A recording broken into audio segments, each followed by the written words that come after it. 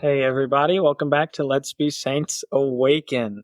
I'm your host, Andrew Birkin, and have some things going on today. So obviously, as you can hear, Cecilia is not here with me.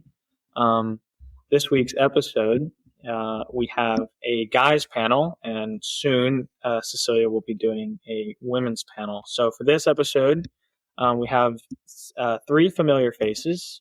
Jarett West, who is from episode 11, Let Go and Let God. Then Caleb Fontenot, who is from episode 27, The Call Within. And more recently, Luke Monlezun, who is on episode 38, The Prodigal Son. So we have these fantastic men here today and some great things to discuss. So without further ado, we'll kind of jump into it. Anyone have any welcoming thoughts or ideas? Did you write that down? Did I write what down? No, I didn't write it down. I didn't need to. Yeah, I mean, I can get us started. Go for it. We were going to talk about like growing up in the faith and like how that's helped us.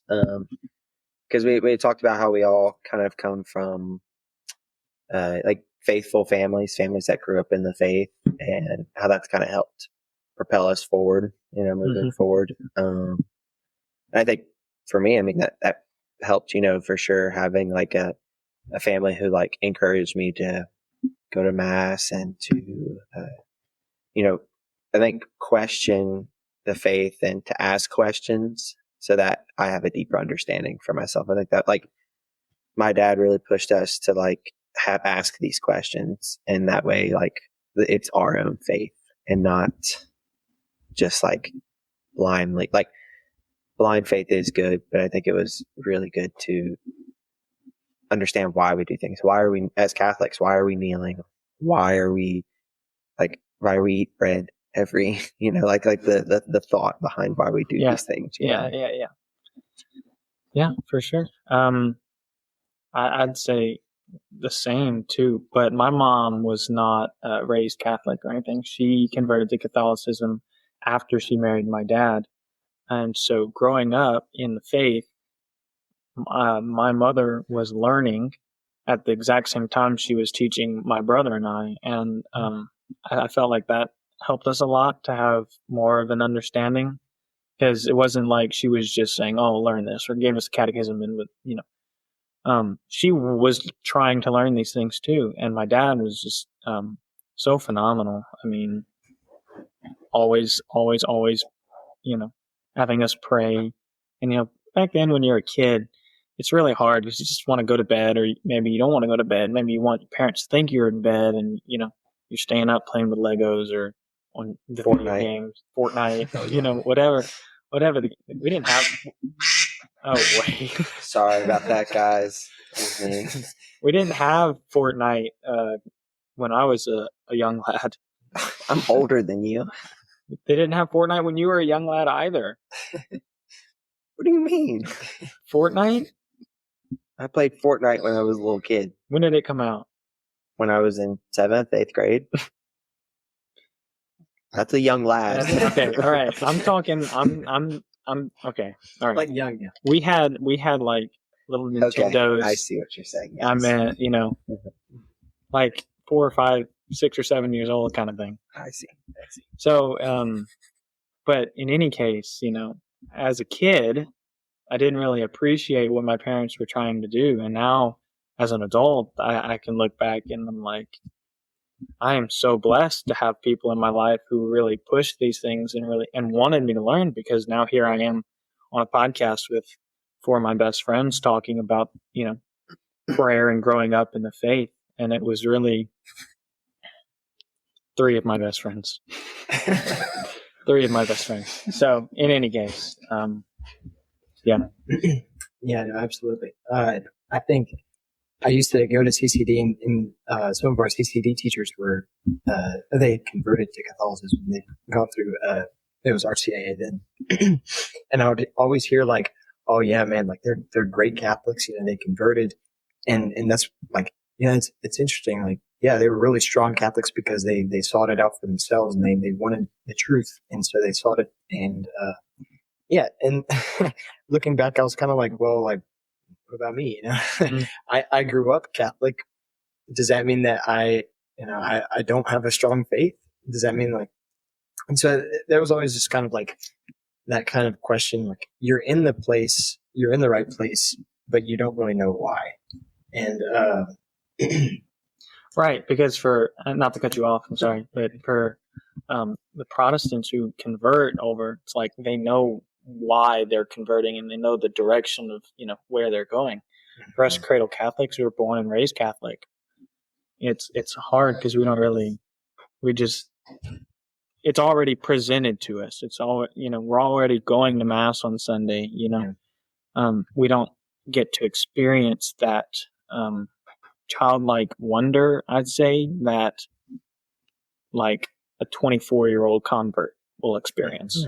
Yeah, I mean, I do agree with that.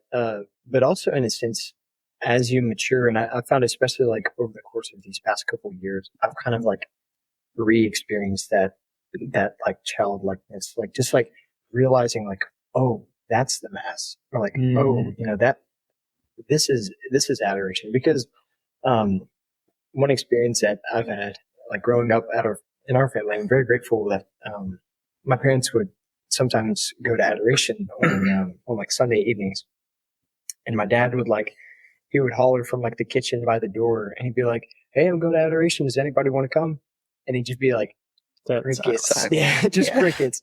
And so, yeah, like we would go, and I'd just be kind of like fidgety and but over time, it became a habit, and I'm grateful for that.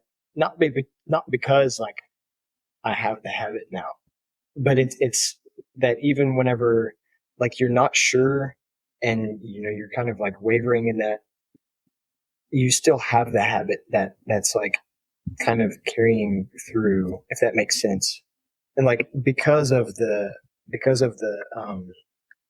guidance of my parents, I'm kind of in a place where like God, I don't really know why I'm doing this, but I'm going to trust you through that, and I'm going to like try and like figure out like what is it that you really want me to do, and why is it this?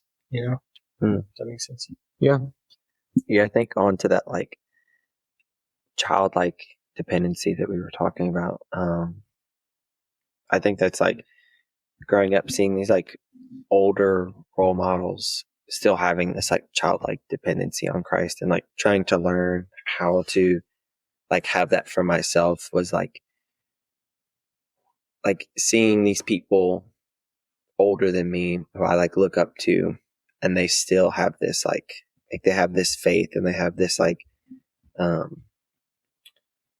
think like when you just have like such trust in the Lord that He's going to take care of you, and then seeing that like that inner peace and like people like older people than me, like wow, like these people are older than me and they got to do all this stuff for me, and they're so peaceful because of this like faith, like this dependency that they have on Christ, which is like something that like I've tried to hold on to, like, and like as it's so good, For sure. Learning from the example of other people is definitely has been like the biggest part of my faith, right? Like I was talking about, I've learned everything that I know from witnessing other people. Aside from faith, whether it's work or any other activity. Like I grew up on the farm. Like, you know this, and you know all of my family, all of our family. And the roughness and just the toughness that they give, and they really push you to your limit. And that's not necessarily a bad thing. It wasn't for me, even though back in that time, maybe I would have liked it to have been a little gentler, more gentle, softer, but I learned how to work like a Mhm. man, you know, Yeah. and get my feet and my hands dirty, you know, Mhm.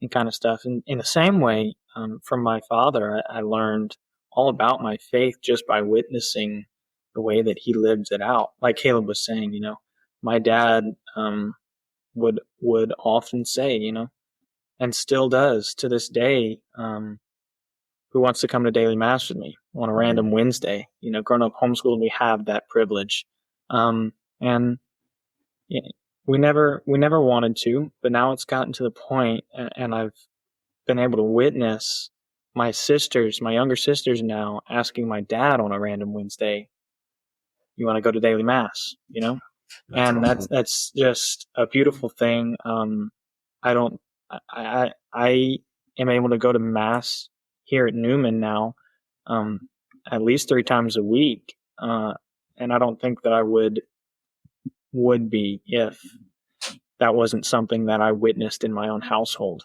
Like as a child. like as a Yeah. child. Mm-hmm. Right. That example. Yeah. Yeah, I think, you know, my father always like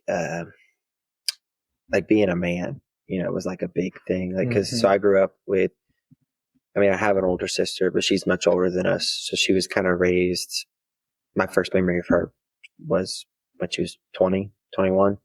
So me and my brothers are all 2, 3 years apart. So we were all raised like, it was like a house of guys, you know, and we went hunting, you know, so there was always this, this point to be a man. And, you know, like we'd go deer hunting and he would be like, all right, you shot that deer. You're going to carry it out of the brush by yourself and you're going to clean it. And I'll be there to help you, but you're going to do it. And you're going to kind of some tough love, you know, which looking back, I was like, you stink so much. But looking back at it, I'm like, well, thank you for those, like, thank you for that love and that leadership, you know? Yeah. And I would say like that's kind of like the like that tough love that you're talking about is what like kind of the attitude that God has towards us, like us. You know, he gives us, you know, these like all these things, like is very generous with us. It's like, okay, well, like I'm only gonna, you know, like draw you toward, like I'm gonna draw you toward me, but you know, this is a free will thing, you know. It's not just like it's done for you, and you just like you walk in, or like you're escorted into heaven, you know. Right. Yeah. I like that. Kind of putting together what you two said, you know, with Luke saying his dad, he's going to be standing there watching him clean the deer if he needs any help, you know, and that's the same thing that, like you're saying, that God does. And even though it's cleaning a deer by yourself at a young age is hard, right? Your father is still there to help you when you need it. So, like Caleb's saying, you know, navigating through life is hard, especially right now, you know, as a college student, you know, college age, figuring out your lives, you know, getting married and dealing with finances, even though it's hard, you always have your father to come back to and to fall on to. You know, he's always there, ready to listen. And that tough love, you know, he'll send trials your way, and he'll allow temptations to happen for you to become a better man, to become a better individual. Yeah, I think going off what you just said, Andrew, like this transitional time that we find, all of us are finding ourselves in between, like leaving your father's house and creating your own house, and like that father's tough love, but also like assistance in that. You know, I think it's different now than it's been throughout all of history, as that's looked. But I mean, I'm in that now. You know, I don't live with my family, but like this weekend, we had the opportunity. Me and my dad and my older brother were driving a lot, and we had a lot of car time to just talk. And I enjoyed it because I'm in this time where I'm leaving my dad's household. I don't live with him anymore. I'm starting to pay my own bills on things. And on top of that, though, I could go to him this weekend, and we just talked a lot for hours about like things I needed help with, like finances, or like, hey, I'm having trouble like doing this budget, and like how nice that is to have a father to turn back to like that. My dad gives the example often. He's like, I raised you guys from birds. Like you guys are like my chicks. Okay. And I raised you guys to be eagles and to go and soar. So it's like, I'm not upset. I'm not sad when you leave the nest, because like, I love you guys. I've been raising you to go be eagles. So go and soar the sky and be like this beautiful thing. But my nest is always here if you need a place to land. Like, I'm always going to be there for you. And I just think that's a good example, Yeah, I like that. My parents have kind of been the same way. Not necessarily being eagles and whatnot, but always offering a place for us to stay. Yeah. In our time of need. Well, that had stemmed from, because I was an Eagle Scout, so that it kind of stemmed from that Eagle Scout kind of. That's where the analogy kind of stems from. Right. I think Jarett has something to say. Yeah, Jared, did you have something to say about maybe leading by example as a Christian man?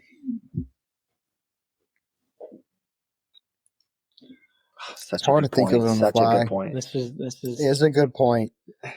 That's just the way I've been raised, basically my whole life. What is? It's just example. Like, that's the easiest thing for me to do. It's just to do something to be an example for others. For others, yeah. Because it's always just. I was homeschooled, so my whole life has been like, you have time to do anything, really. Mm-hmm.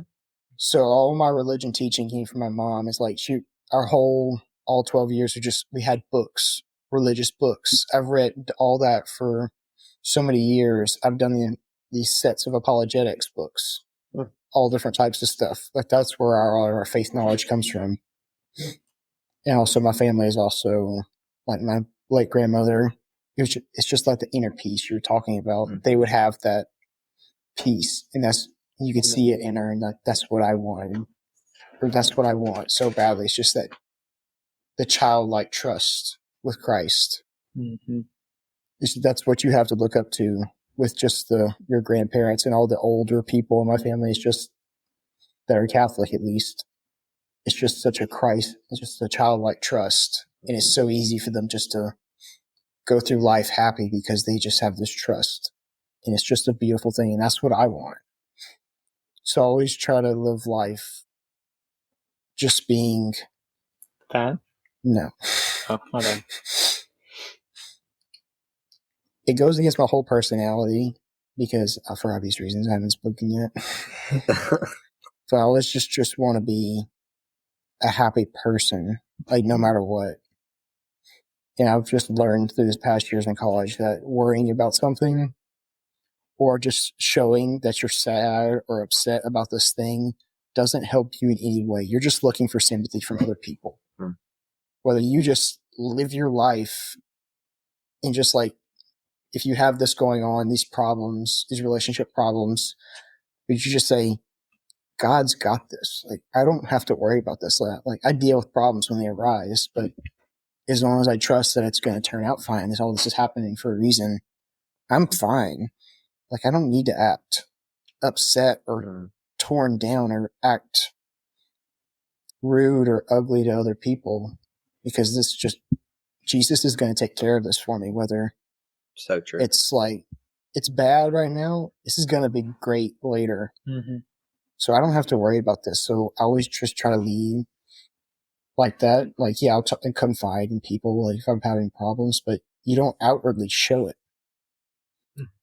How I've always viewed that, and I don't really know where I picked this up, but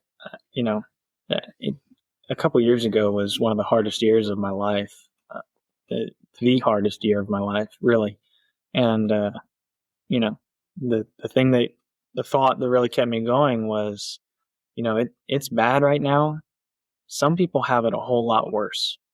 And Andrew, look around you and look at all the blessings that you do still have. Like, you have no reason, even though you think that what you're going through is the biggest deal in the world. Like, you still have a bed to sleep in. You still have a roof over your head and food to eat. You still have a family who loves you.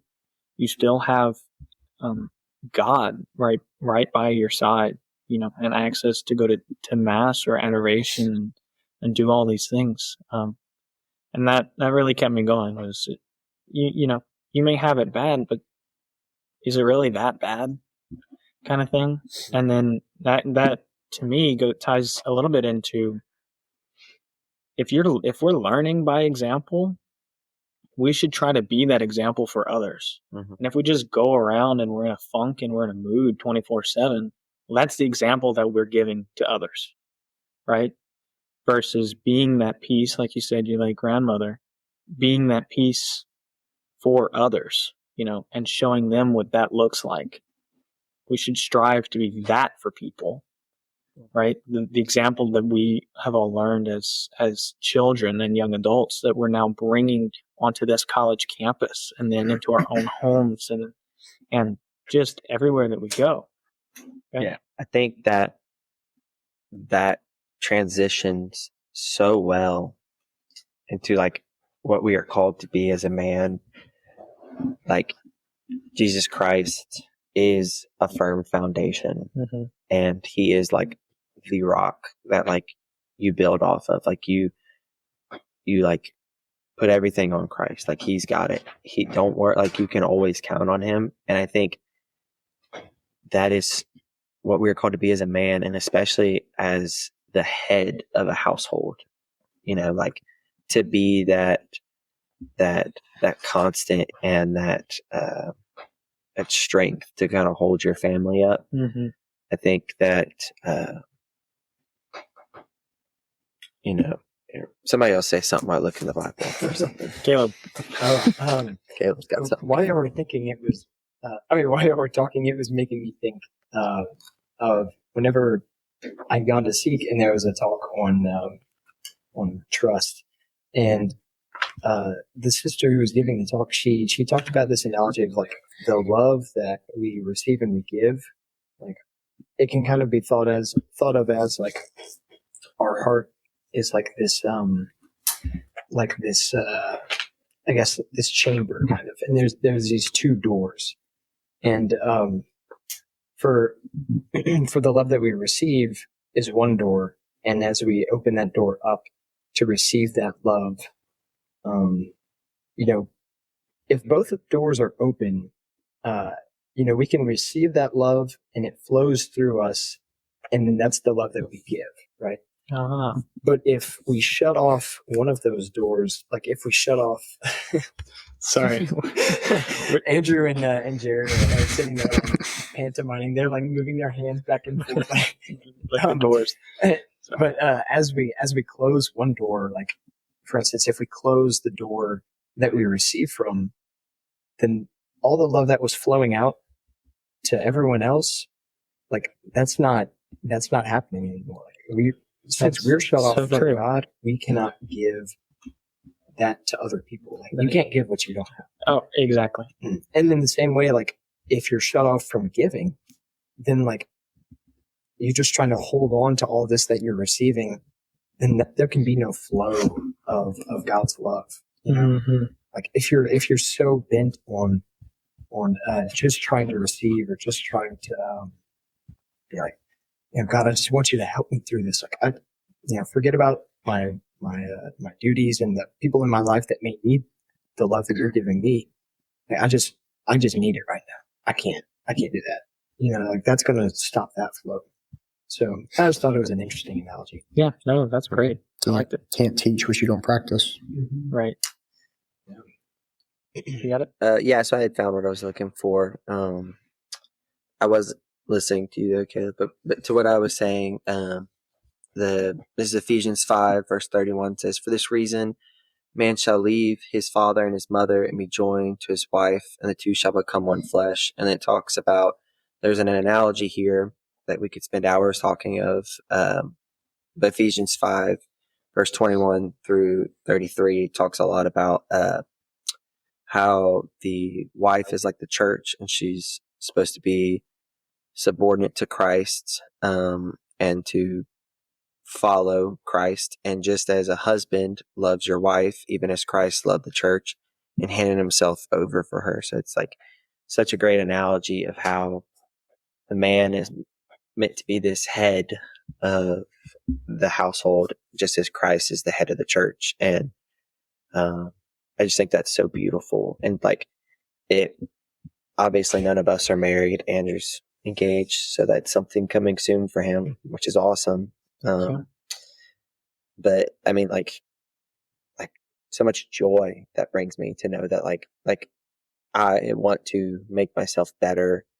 I want to make myself better to prepare myself so that I can be the best husband I can be, so that I can love my spouse and my household just as Christ loves us and loves his household, which is the church. And that's just such a good correlation between the two. And not only to love, but through that love to lead them, Mm-hmm. And that's not just your children, that's your spouse, You're leading, as men, we lead our wives, as human beings, our number one goal is to get our own souls to heaven. Our second is our spouse. And like, we're meant to protect our household from like physical danger, but also like spiritual, and to lead them. And, I think we all said earlier about good examples of how our Father has done a good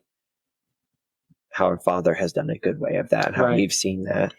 And it's a shame. And I really feel for those who, either don't have father figures in their lives, or, just have real crappy ones, and they don't get what we have all been so blessed to have. Mm-hmm. Because, kind of exactly like what Caleb was saying with the dwarves, we witness how our fathers have raised us, right? We want to open our door too, not only just to let that witness of our Father in, but to let it out of us and onto our children and onto our spouses, right? And we want to lead and protect. Now, am I saying my dad had it perfect and did everything right? Absolutely not. He's a great man. There are some things that I personally would do different, and I'm sure everyone here can say that. It's a cause and effect situation here, where you see something and you can see how exactly it will affect the generations to come, So the way that my father was raised affected the way that I was raised, and that will affect the way that I raise my kids. And I think that's a good thing to like move forward, is to like see how your own father has raised you, and things that he did poorly and things that he did well, and going forward, how you can implement the good things that you want to see in your children, and to correct the things that you might have deemed to be poor decisions. Right.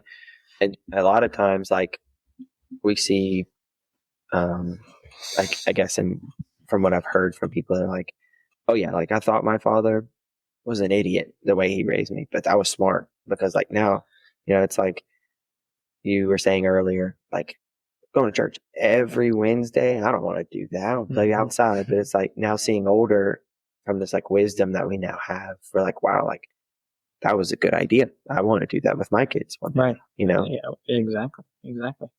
The man, I had a thought, but it just slipped. Someone else. Yeah, it was just like, you thought so many things are bad that your father did for you. You're thinking, that doesn't make any sense at the time. Like, this is just, that's exactly I don't want to listen at all. Mm-hmm. But then 10 years later down the road, you just look back at all his experiences and like thinking that really formed me in a way 10 years later that was a good thing. Like, I'm really glad that, I guess, I got whipped for this certain thing. Yeah. Like, I'm really glad that this happened.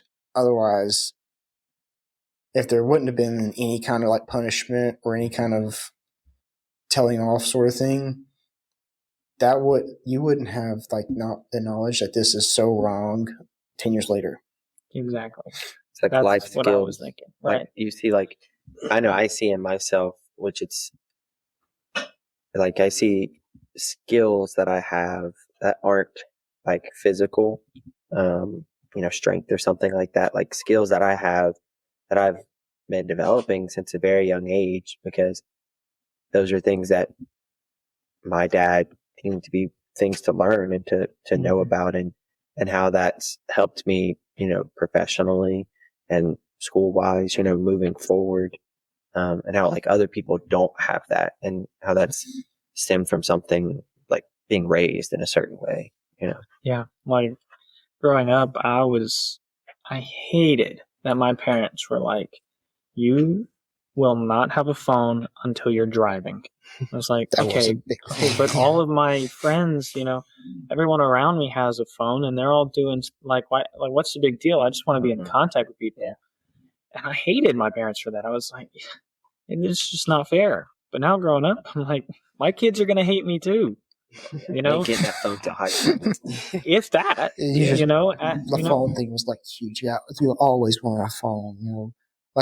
Some of my cousins would have one. Like, I didn't want that so bad. Not even your cousins, but then now, the cousins who are younger than you. Yeah, they're 6 years younger than me, and they have their own phones. Walking around with like the tablet-sized phone, right? That too. 4 cameras on the back. It's like crazy. Yeah, I just got this. Like, I don't need the brand new whatever iPhone is out this year. Just give me like a device. Give me something. Like, I'll take your old phone. You get a new one. I'll get the old one. Yeah. I'm really scraps from Yeah. Even the dogs get the scraps. That's true. We're not brainwashed like so many other people are nowadays. And we're not. I'm thankful for that. That my parents were that way, because I wasn't exposed to so many things that a lot of people were in my age.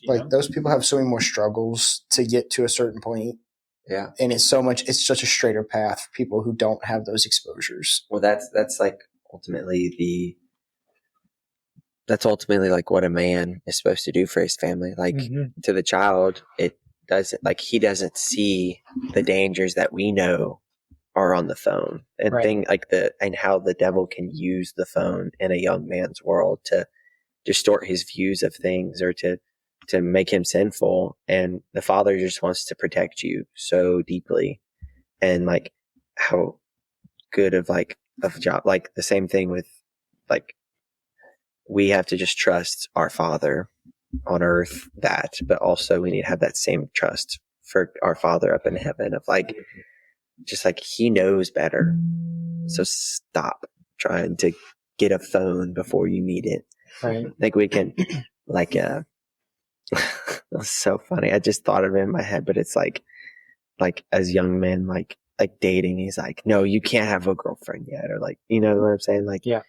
You're not ready for it yet, because the Father knows you better. Just like the correlation between a girlfriend and a phone. Mm-hmm. I don't know. I thought that was funny. Well, date to marry. I can't see, you're not going to marry someone you start dating at 12 years old, 13 years old. Sure. I don't. Sure. Oh, it's possible. Yes, but in most cases, like, it's. Was it married like 15?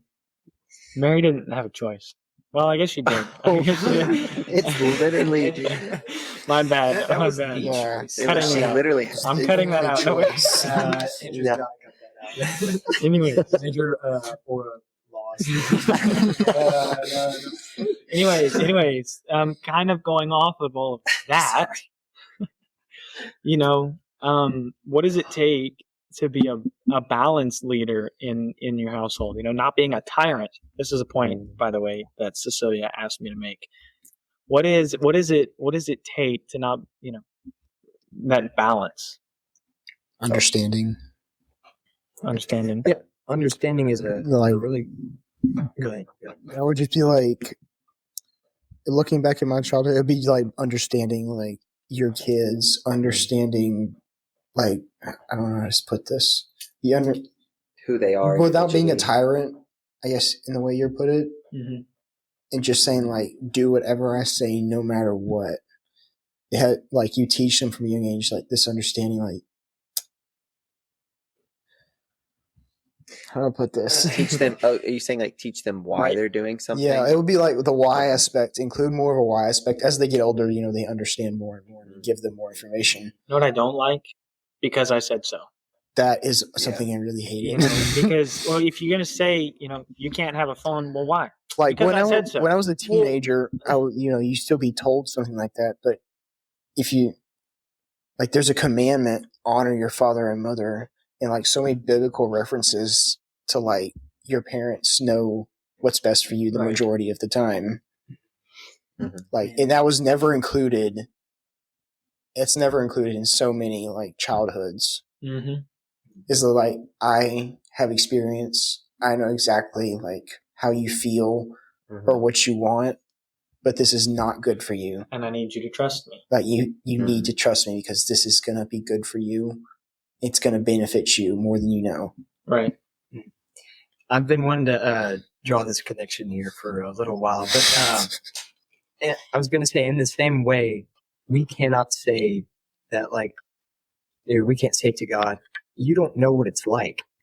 You don't know, like, the struggle of experiencing the temptations of sin, or you don't know, like, what suffering is, but we can't say that, because Jesus Christ has come down and like he was fully God and fully man. He experienced fully those very human things, and I just think that's so powerful, especially whenever we think about like the role of a father, because not only are you a leader, you're trying to love with the Father's love, Mm-hmm. but you never stop being a child of God either.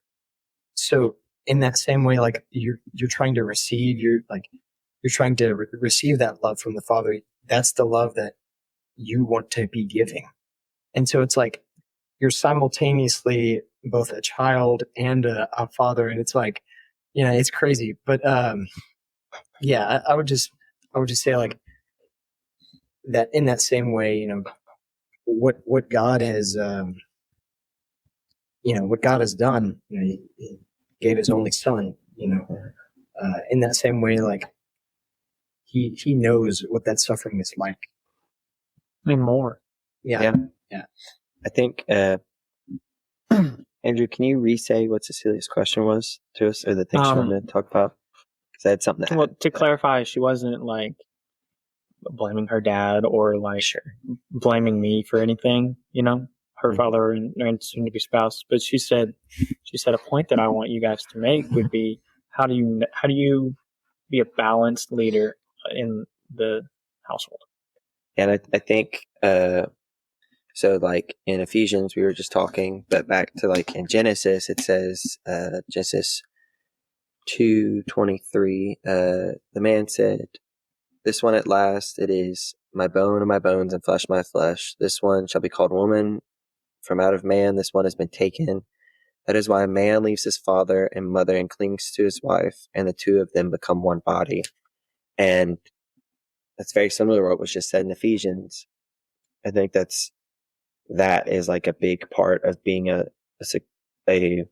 not successful, but like a good leader in a household, is understanding that like your wife is not on the same level in, like, she's not your children. So Right. like she is part of the leadership of your house. Like she is underneath you, but she is also like she's also one with you and part of you. Like y'all are one body, one flesh.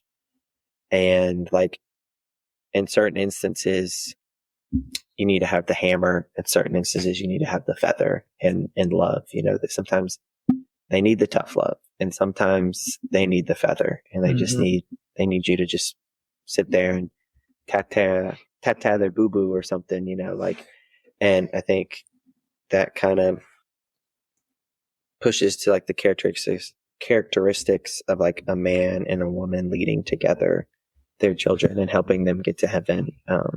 Yeah, I would say kind of to simplify, to be a balanced leader, you have to work as a team, with your significant other. I would call it just get your pride out of the way. Like, just because you're a man doesn't think you know what's best in every situation. Mm-hmm. It's just, it all stems from pride.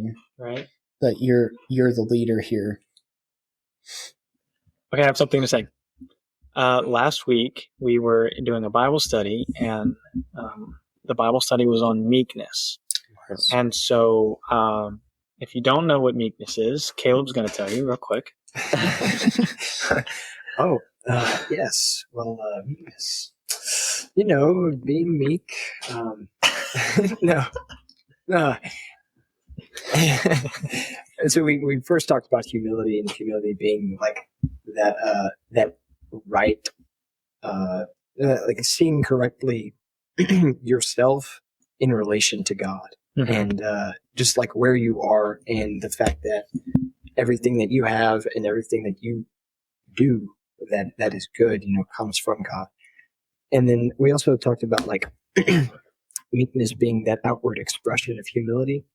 So like humility being I guess expressed maybe through like refraining from doing something, or maybe doing something, but with the right attitude, and with that knowledge of like, this is not by my own merit, but by the grace of God. And so, if you have more to say, control over your emotions. Well, I was just going to say, going off of exactly what Jarett said, setting your pride to the side. Just because you're a man does not mean you know everything. You don't know. So, don't you do it? Go. So, what? No, this is something my father told us very young. Is you can be one of two things in life. You can be happy, or you can be right. Was always what he said. Ooh, that's good. Like, you can either be happy or you can be right. And I tell my dad, I would be young. Well, I'm happy when I'm right, so I'm always right. Oh, you're always right. You're always happy. Right? It's like, I'm happy and I'm right. And he's like, well, always right. You did that, and now your brother's crying. So, you are right. Congratulations, but you're also not happy now because of it. So I think that's a big part in being a man, is being able to, like, I messed up. I've not held myself to the expectations that I wanted to, or, like, I thought this was going to work and it didn't. And like, that is like, you can't grow from a mistake. Like we are all sinners, and we all are going to fail in life hundreds of times before we die. We're going to fail today at some point. It happens every day. And you're never going to grow from that and become stronger if you don't accept that it happened. And I think that's a huge thing, that this, like, when you think of like a macho man by like today's society, it's somebody who's always right and can like maybe do no wrong. And he's just like this, you talk, like you hear like older people, how they have like this wisdom. And I think like that wisdom comes from them, like they made just as many mistakes, but they learned from them. And I think that's where this wisdom comes from. And they learned from, because they accepted that they messed up, and Mm-hmm. that they've now done it correctly, Right, for sure. And the reason that they're able to learn from their mistakes is because they set their pride aside, and they're willing to learn. If you can't admit when you're wrong, or see what you did was wrong in any situation, then like, how can you expect to lead a family? Not just your spouse, but your spouse, family, and then others. Mm-hmm. How can you expect to do that if you can't ever admit when you're wrong? Yeah. Right. because then you'll never learn. Mm-hmm. And then if you have that personality, your kids are going to pick up on it, and then your kids are going to have terrible times in school. Mm-hmm. And as they grow up, it's going to be miserable for them. Right. Like I studied 6 hours for this exam.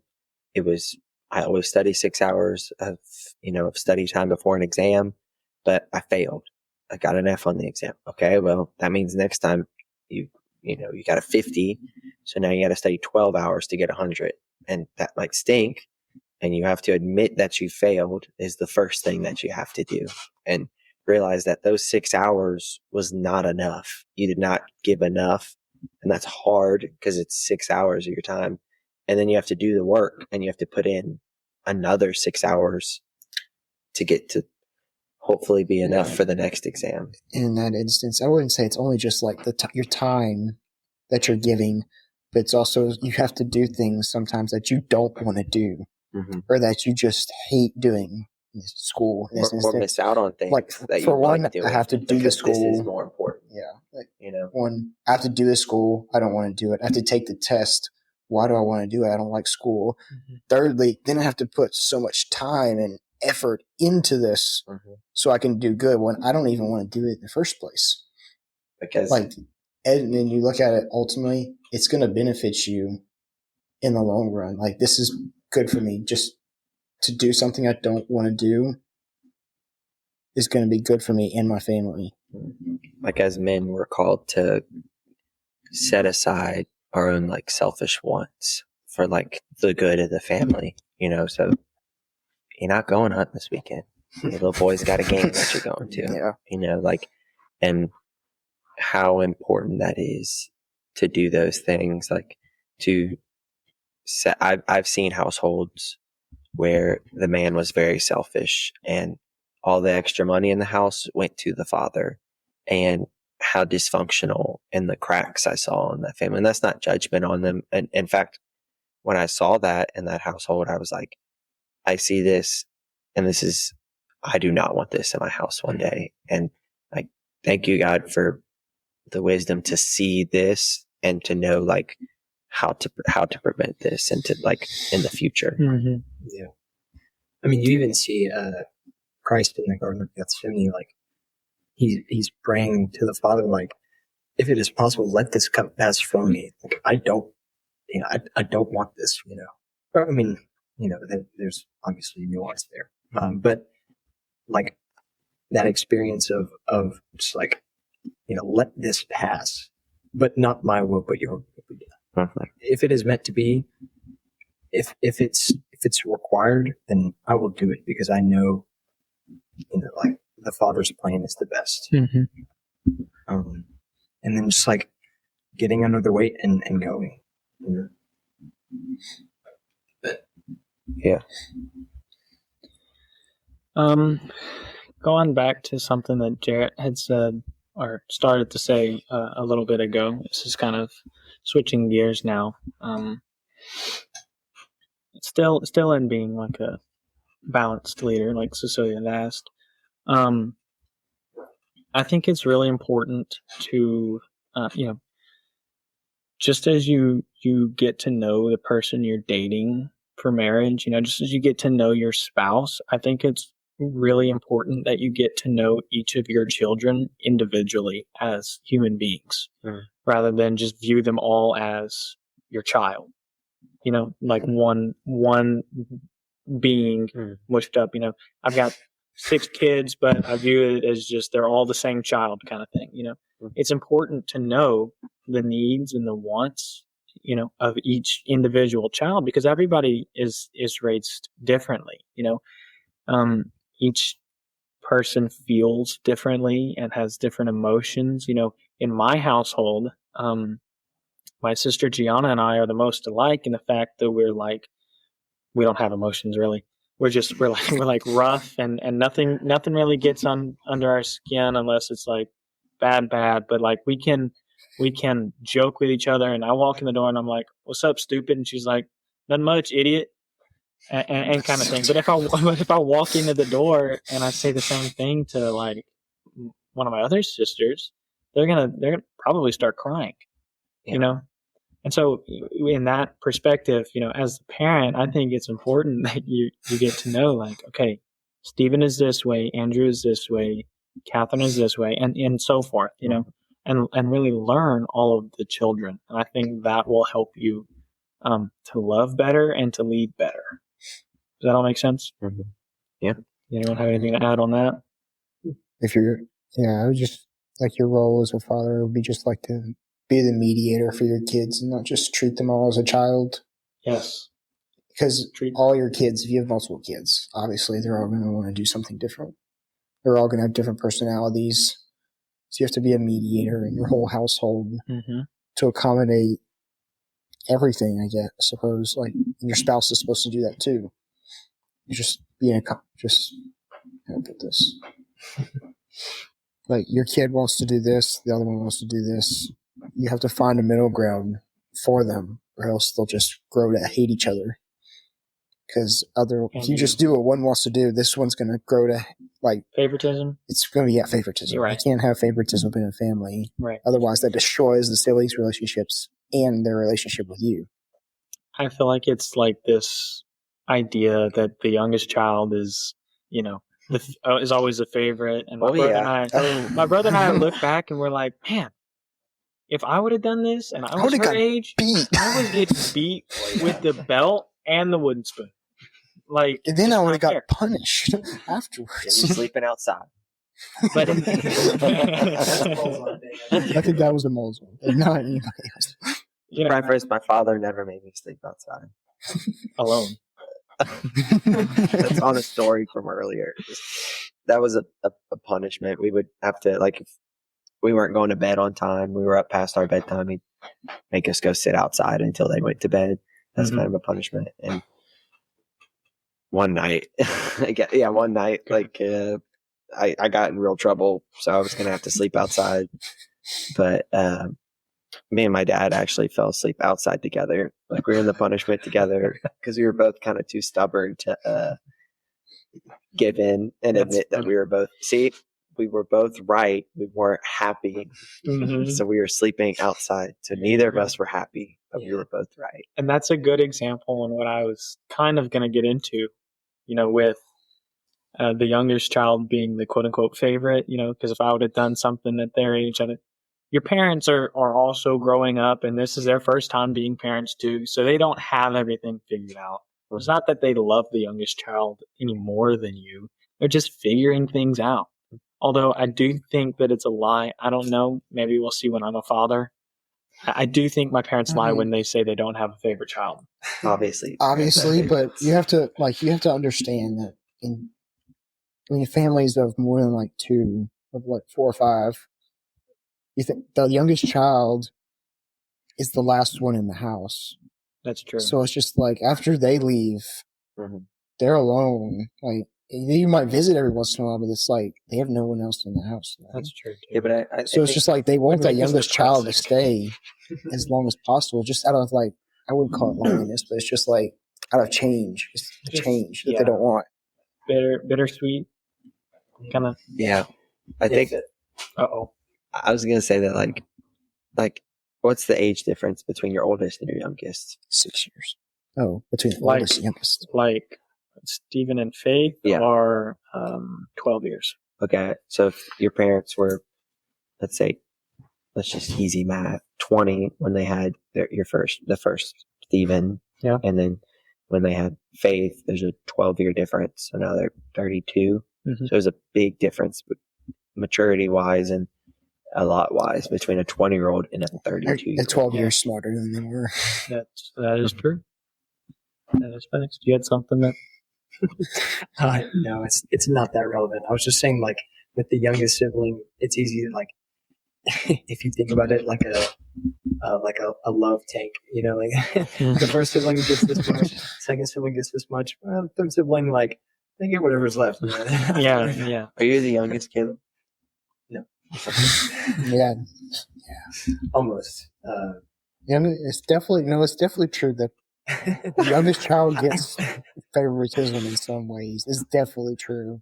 Whether it comes from maturity or not, there is definitely things I could never have said to my Oh, well, dad or naturally. parents. Yeah. Yeah, I think that's just And it. it's I think it's I think that they've parents are heard just it from older, you and already, they just don't and care. so now they just don't care. Yeah, Because it's like, what are they going to do? they're like, well, I mean, I don't think like- it's that they don't care. It's just like maybe Well, yeah, maybe they, but there's what a are they better gonna way to they're deal just with getting it. old, and they don't want to have to deal with it. Right. They're just tired. Just whatever. The first two were so bad. It's just like, whatever. Ugh. We've kind of lost our transition point. But that's fine. I can jump us in. Go if for you want. So we've been talking a lot about like as men what we need and what like we need to be as like future spouses. You know, I think that's really good to talk about. But I think like it would also like we're also not that though. We're also not fathers. We don't have kids. So I think like in this kind of point we're going to talk about like how like men also need help. We kind of talked about that like a little bit like a spouse, Mhm. but like especially now as we're trying to become from young men to men and from men to spouse, you know, I think like we do need help, you know, because like this is a hard time. Like this is when the devil's trying to hit us hard, is like to stop us from becoming strong men, strong leaders in the faith, you know. Like we're kind of on our own because we're not yet in this household where like we have like this spouse to kind of help us. Right. But we're also not in our father's household where we have our father to protect us. Like kind of like this. It's very in between. Yeah. I don't like maybe like spiritually vulnerable to things Mhm. in a sense.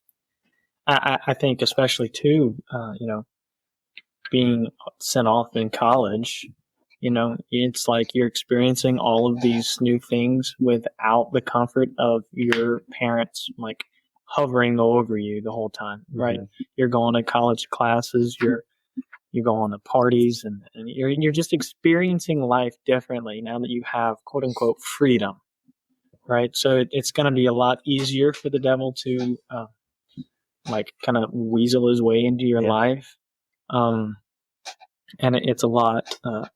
It's a slippery slope, really. So I think we're kind of like, what does a man need? Mm. Support. Support.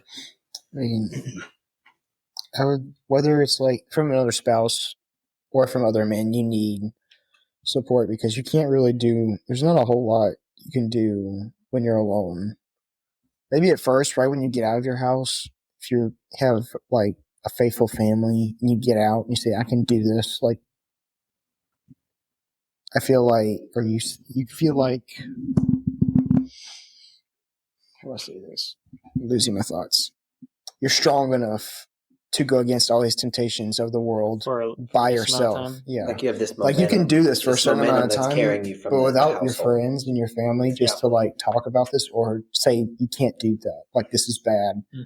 you're eventually going to fall into this And because like it's just you Mm-hmm. it's that, and you're going to go down slope. eventually. Right. You get tired and you eventually just fall into it. I mean, that's like the 99 sheep, you know, like I'm thinking like, okay, if I'm a wolf trying to eat a sheep, I see 99 and I see one, I'm going to go after the one, you know, cause like there's safety in those numbers and like, and how that correlates to this, you know, like this, like this like finding help in friends, you know, and ultimately it comes down to being a man and not being prideful and being realistic with yourself that, hey, you messed up, you know, or you need help. Like that's like what prepares you to be in a household, to like admit that you've messed up. It's like, I'm messing up and I need some help, you know? I need some guidance, whether it's from your dad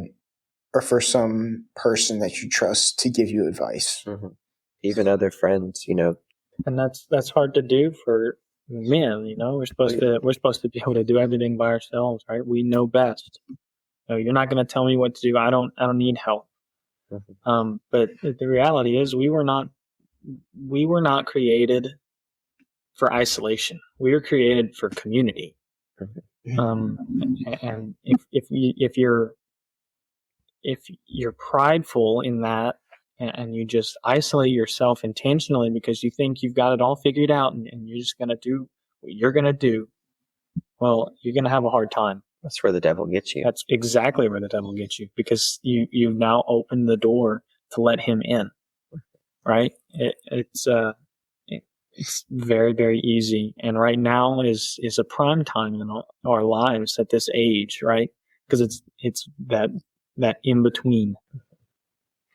I think like an analogy that's popping up into my head is like, if we have this like inner light inside of us, and the devil's like this darkness, it's hard to hide from the darkness when you're just one candle. But if you all stick together, you're a bunch of candles, and you're this light it's hard for the devil to come at you, and there's so much light everywhere. Which brings me to another point, and we're talking about what a man needs. Let's reverse that. What does a man not need? And that's who are you hanging around? What are you doing on your Friday and Saturday nights? How are you living out your college experience, right? Are you going to all these frat parties and getting high and drunk and just wasting your life away? Or are you coming to candlelight mass every Thursday night? How are you spending your time? Who are you with? If you leave your house, so you're away from your family, and they're trying to help you, and you turn away, you're just allowing the devil to get to you more, versus walking into Newman. I didn't want to come here today. No, just like when I started my college journey, I was like, I don't want to be with people. I just want to get in and get out of school, and Lauren McLaughlin, she was really like, you got it. Just come to mass. I was like, no, I don't. I want to be left alone. I don't like people. I don't want to be around people, and in that point in my life was a very dark time. I was not doing well. I was all kinds of messed up. It wasn't until I got here and that so many people were welcoming and, wanted relationships with me. Like, I walked in and the first person that came up to me was an old missionary, Matt Davidson. May he rest in peace. He's not dead. I have no idea who this is. He's not dead. He just got transferred. Okay. But anyways, and it really touched me because he was like, hey, like, what's your name? What are you in school for? I haven't seen you around. You're a freshman. Like, come to my Bible study. Let's go get sushi next week and all these things. I'm like, I don't know you. I'm just thinking of what he said to you when I first met you. You look like a radiology major. He did. He asked what my major was. I said, I'm in radiology. He was like, yeah. He said, that would have been my first guess. You look like a radiologist. What is it? It's just a joke. Lightheartedness. Yeah, and it was that kind of lightheartedness that really, brought me in here. And I felt like joyful for the first time in 7 months. That's when he met me. No. No. And that's what I needed. I needed those kinds of people in my life rather than myself isolating, in school and just going to classes, get in, get out kind of thing. Yeah, I mean, I can say from personal experience that a huge part of like how much I've struggled in college was when I've secluded myself and when I've not like, just like, there's good people out there, just like reaching out to them and being like, hey, I need help, like I'm struggling with this and how receiving, like people understand, like we all struggle. And when the devil can convince you that it's yourself that's the problem and not the sin, and that it's just you who's struggling with it and it's not everybody else, that's when it's really dangerous, when that can happen. And couldn't be farthest from the truth, because everybody struggles and everybody is struggling probably with what you're struggling with, because this world is full of temptations, We're just all too prideful to admit it to each other and help a buddy out. What are you struggling for? We all have struggles. Yeah. We all have struggles. as they're shrugging. Crazy. That's great. I think another thing a man needs, or it doesn't need. Well, okay, no, that is I think a man needs. I think a man doesn't need is like complacency, and we've kind of talked about like all these things. Like, explain what complacency is for all those who don't know. For the audience. Yeah, laughing like I don't know. Complacency is like kind of that mindset of just like, I'm just gonna just chill right here, like I'm good where I'm at, and I don't want to like strive for anything, because this is okay. Like there's good out there, but like this is fine, and this may be more satisfying, but like I don't want to put in the effort to do anything more than that. So complacency is kind of just like that, like Content. Yeah, content, but like you're not really content. You're just like kind of like lazy. Yeah, lazy is another word for complacency. I think you just tell yourself, I'm good where I am. I don't want to do that. I don't want to do anymore. It's fine. Right. Like, I'll make a B on it. Complacency is like not even being necessarily like happy or like fulfilled where you're at. It's just you don't want to put forth any more of the effort. You're settling. Mm. Yeah. And the reason why I say that is because we've been talking about like all these like challenges for men, and like all these different things that are hard that we need to do, or like these things that require effort but that are good. And it's kind of easy to think about like all this and just be like, man, it sounds like a lot of like challenges. Where's like the part where you get to like rest, but I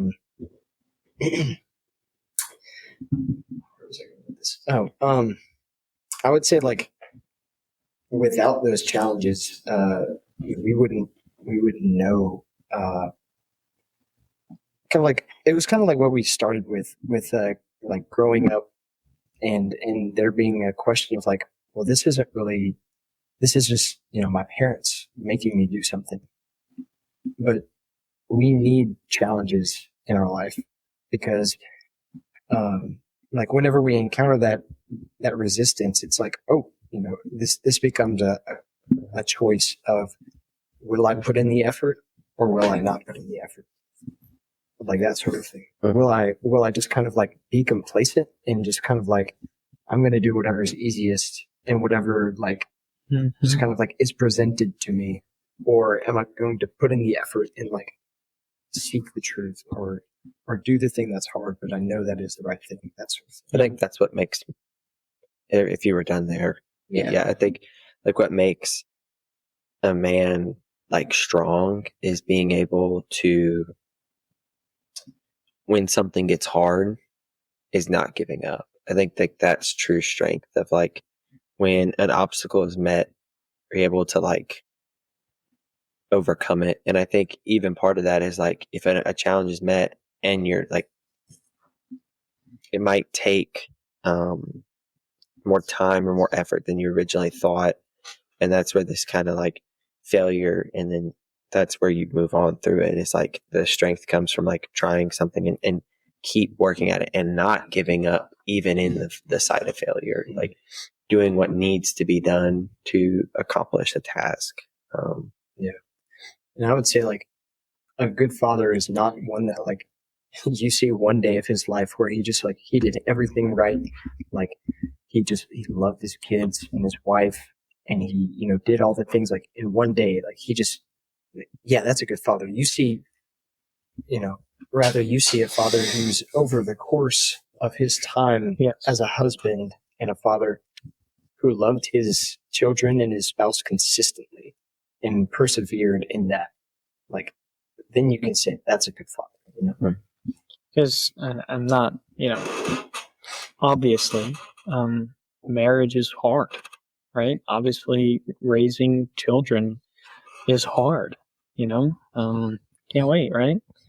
But it's a beautiful thing. It's a wonderful thing, especially for those fathers and husbands who don't give up when the going gets tough, and they plow through all of the obstacles, and they do that out of the love that they have for their spouse and their children, and it's just a great thing. Yeah. So, what else does a man need? Ultimately, every man, every person needs God. Where do you find God? How do you hear God? What's your relationship like with God? I know Luke has a lot to say on this, but before I let him go, in the same way that I was explaining, you date to know somebody, to marry them. You get to know your spouse, right? The same way I say you have to learn each child individually. You have to have a personal relationship with God. And how else do you do that besides, getting to know him and talking to him and praying to him and all these things. So that's my 2 cents, Luke. Yeah, I mean, I think like we're all different people, and we're all like naturally called to God in different ways. We all have different gifts and talents, and that like comes from God, and how beautiful that is. And I mean, like for me specifically, I mean, I think I find God, I feel very close to Christ in nature. This episode's being filmed the week before duck season, which is when I really do a lot of hunting, and I spend a lot of time in the woods and out in the marsh, and that is honestly the time of year when I just feel closest to Christ. I just waking up and spending the whole morning with Christ, waking up excited to go. And it's not just to go shoot ducks or the opportunity to shoot them or whatever it is. It's, I think what's most important in that is it can be done with anything, bowling or golf or, Dungeons and Dragons or whatever. I mean, it's inviting Christ. Fortnite? Fortnite. If you're done with Fortnite, it's inviting Christ into that space and wherever you are, but in whatever you're doing, like Christ is everywhere. And, I mean, you see it through the Bible. Jesus didn't preach in the synagogue, but he went out into nature, the Sermon on the Mount, and build your church on this rock. He didn't say build your church. He was out in the middle of nowhere, and, we went by the sea and he went to fishermen and, like it's these outdoor places where I think I feel closest to Christ there, just like God is, he's there in nature, and how beautiful that is to invite him. He's already there, like invite him into your space. Right. I like all of that. What I tell people, a lot of times when I'm giving talks or, at retreats or whatever else, I say, invite God into everything that you do. Like you're walking into class, invite God in class with you. Like you said, bowling, invite God with you. Just invite him everywhere. If you're going on a 4-hour drive to the deer camp, invite him in the car ride with you, invite him in the deer stand, invite him in the duck blind, But it's not that hard. Everything that you do. No, it's not. Look, on a 4-hour car ride, a great way to invite Christ is just start. You can start the tiniest bit. When you get on the road, first green light you get, say thank you, God. Yep. There you go. I started doing that. Like if I'm like, oh my gosh, a red light, and I find myself like in like a negative headspace. And I'm like, no, I gotta pull Christ into this negative headspace, this road rage or whatever it might be. Thank you, God, for the green light and not waiting forever, or thank you for getting me there safely. Red lights really bug me, man. If I'm sitting at a red light, I'll pray Hail Marys until it usually only takes about one Hail Mary for the red light to turn green. But yeah, no, I mean, it's easy to invite God into everything that you do, right? I mean, when you get married, you invite God into your relationship. Into your marriage, when you have a child, you invite God to be a part of this child's life through baptism. And, in everything that you do. We prayed, thank you, Caleb, but before we started this podcast, we invited God to be here with us. And just in all activity, that's going back, we just had Caden on an episode about prayer, and we talked about the Liturgy of the Hours. The two that are most important to me, I would say, but they are the hinge hours is morning prayer and night prayer. So you say morning prayer to invite God into your day and all of your activities and all of your work, all of your play, all of your rest throughout the day. And then you end the day by inviting God into your sleep and to be there to protect you through the night. And it's an incredible way, just invite God into everything that you do. Set your pride aside to do that, and let God be in relationship with you. I do agree that God should be in everything, but I also think that there's so many different situations that are so much closer to God and others that just inherently aren't, like in nature, like Luke is talking about. For me, I'm very at peace in hunting, like duck hunting, just waiting for the ducks to come. I feel very at peace because you're in direct contact with God's firsthand creation. Because you get to see it and you get to take the merits of it. Like he gave us that authority to take the animals and use them as food. It is very peaceful for me to just any kind of hunting situation.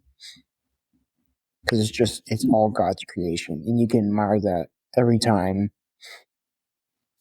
For me, I guess the most joyful for me would be like retreats.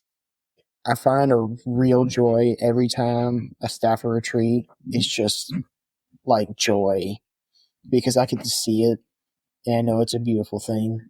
Like just last awakening that I led, it was just such a beautiful experience because I could see everybody's hearts moving in Christ, and it was in everything. Like I could see it because things don't go so smoothly or well unless Christ is involved or the Holy Spirit is working in every single person in every single way possible. Like you think you've had these people and you're not unsure about their roles or what they're doing, but then the Holy Spirit gets involved and then they're great. Like they're exactly what they needed to be on this retreat for everybody. And it makes me very happy to be on retreats and staffing them. Like I love doing that sort of thing. For sure. And there's so many different situations. It's just like peace at hunting, religious things that would be joyful retreats, stuff like that. I know Caleb has something to add too. Well, I guess in particular, I kind of want to just kind of like push back a little bit on the idea of like just experiencing God in His fullness. Okay, yeah, that's not the right word for that, because that's happening. But just like experiencing God through nature and that sort of thing. And C.S. Lewis talks about this in a book called The Four Loves, and he talks about like the love of nature. It's a good thing. Like it's inspired by like that love for God and God's creation. But like he also talks about like the love of a person. and how much like deeper that can go. And he talks about like kind of aware, like if you're going into that love of nature with also the question of like, what is my purpose, or like what what will fulfill me, like going into that, he says like if you're going into the woods like looking for that, the directions will be first to turn around, go back to the church, and kneel down and from the Bible and pray, like something like that. And not to say that's what Luke was talking about. I highly doubt it. But yeah, just kind of to say like there's definitely beauty in those things in nature, and those things that can kind of like point to God. But yeah, just like that fullness, that experience of God through say like the sacraments or things like that they're just like so powerful, you know. Yeah, no, I do agree though. There's definitely a lot to I say yes, that's good. Going to church and receiving the sacraments, those are all great first-hand ways to be, what's the word that we've been using? Just to be with God, in those moments. And then, it being in nature, one of the things where we know God is present, but not in his, fullness like he would be in the Eucharist when you're in Mass or, receiving the sacrament. Those are good secondhand ways that we can hear God, I mean, in prayer, you can pray anywhere and you can hear God, whether that's in nature or in a church, whatever the case. Yeah.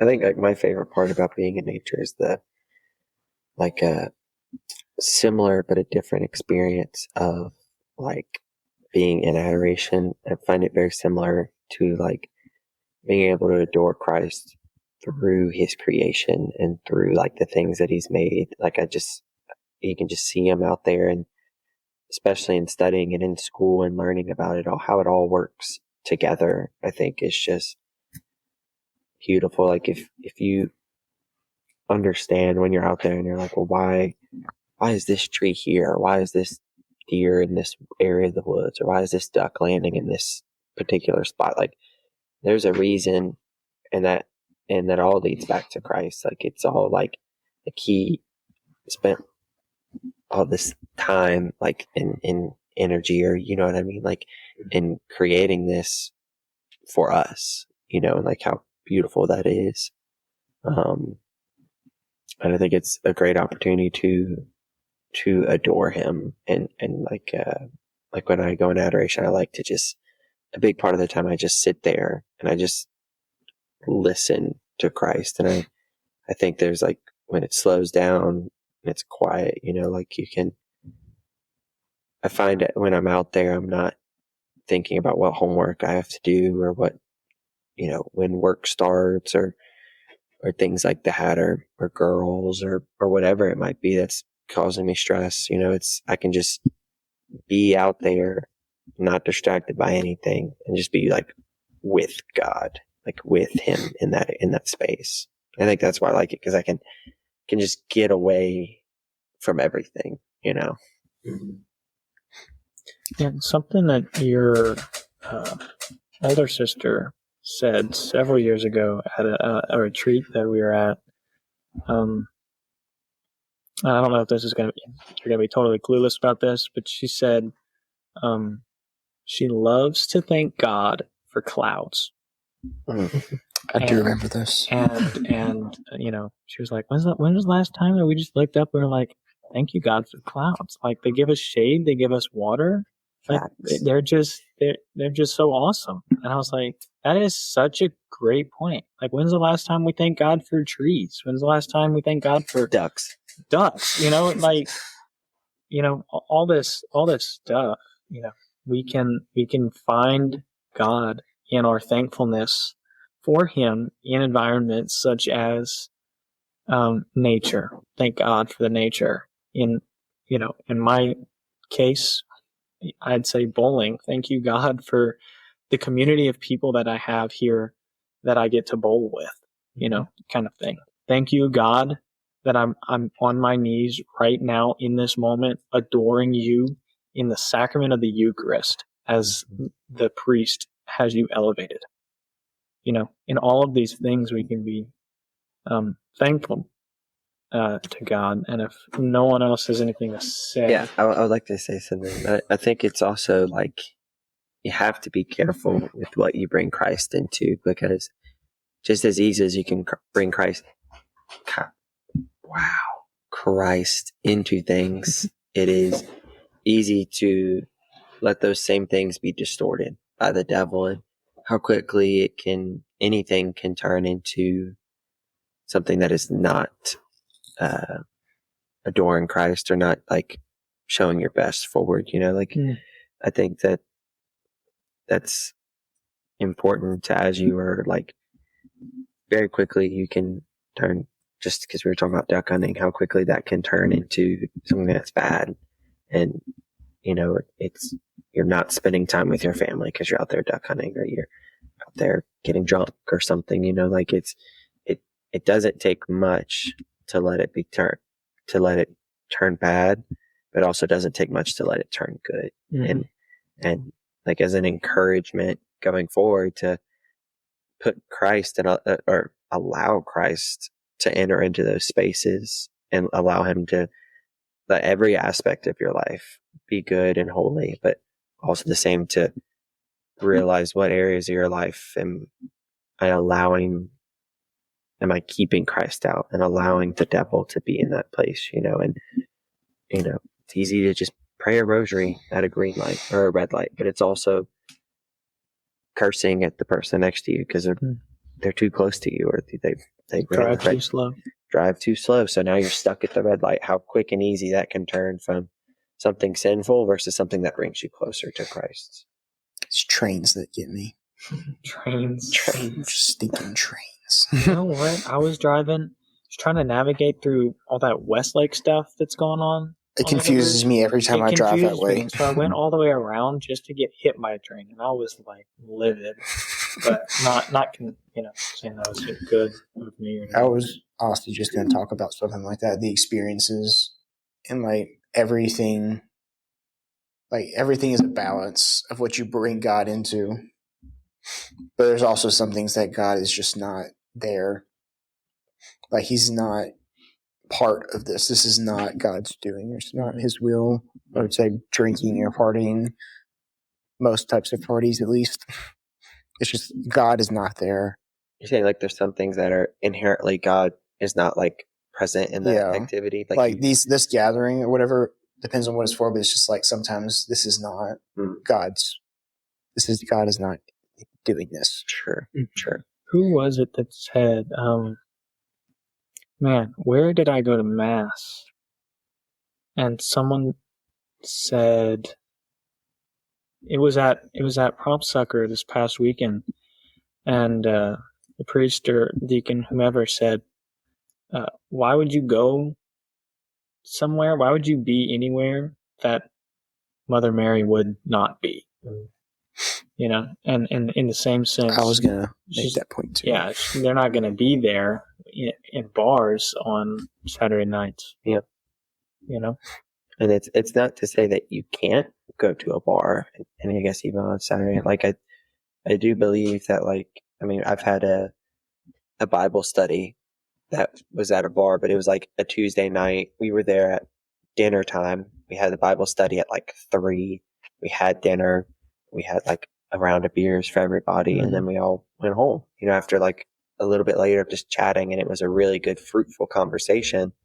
So it's not to say that you can't go to this place because alcohol is served there, or, because bad things are happening, but there's a way in which you do things, and there's a way in which things need to be done.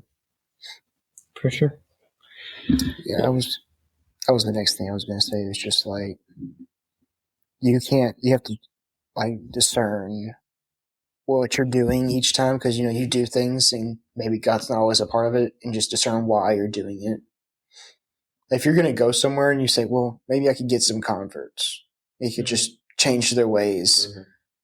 That's not always the right reason. Yeah. Well, because you're very likely yourself to end up in that same position. Me and Andrew were talking about that yesterday on the phone. We were talking about not getting into the details of it, but like whether I was to do something or not to do something. And when you looked at it, it was kind of on the fence of a good or bad decision. And ultimately I realized that I was making the decision for incorrect reasons. And even though in certain instances it could have been good, but in that instance it was bad because of why I was doing the things that was happening. So I ended up not doing it. And because of that, like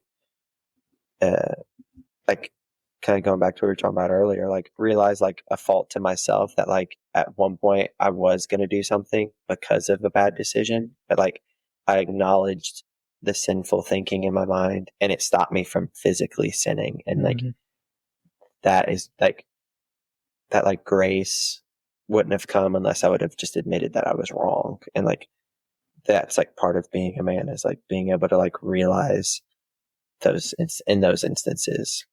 We've had a couple episodes on one being on excellence and one being on prudence, and both of those are, make the excellent decision in all things you do, make the prudent decision in all things that you do.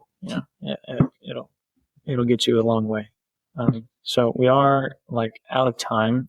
Caleb's got somewhere to be. I want to be cognizant of everyone's time. But did anyone have any closing final words? Anything that you want to say? This is probably your last time on the podcast. Maybe. We'll see. We'll see. Yeah. Unless the girls do a better challenge episode, accepted. Then we gotta do another one. We'll run it back. Right. 6 months we'll run this episode back. So any final thoughts? Final thoughts? Nothing from anyone. Well, let's say Ephesians, man. Love as Christ loved the church. Mm-hmm. Yeah, that's good. I challenge everybody to go read Ephesians 5. It's great. Learn a lot about how to be a good person and different. It's got a whole bunch of Ephesians 5 isn't just on marriage. It's on friendships and things too. Bring Jesus into everything.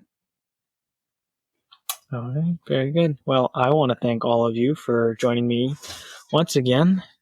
This has been fun. It's been kind of planned for quite some time. So I do appreciate it. I'd like to end in a quick prayer. In the name of the Father, Son, Holy Spirit, amen. Come, Holy Spirit. Lord, we thank you for this day. Thank you for all of your wonderful gifts and blessings. Thank you for the men seated around this table and for all of the encouraging words and wisdom that has been spoken. Please let this episode reach the hearts of those who may need to hear something that any of us have said this afternoon. Please give us all meekness and prudence. Protect our future spouses and our future children from any and all harm. And watch over us all as we go about our day. In your name, amen. Father, Son, Holy Spirit. Amen.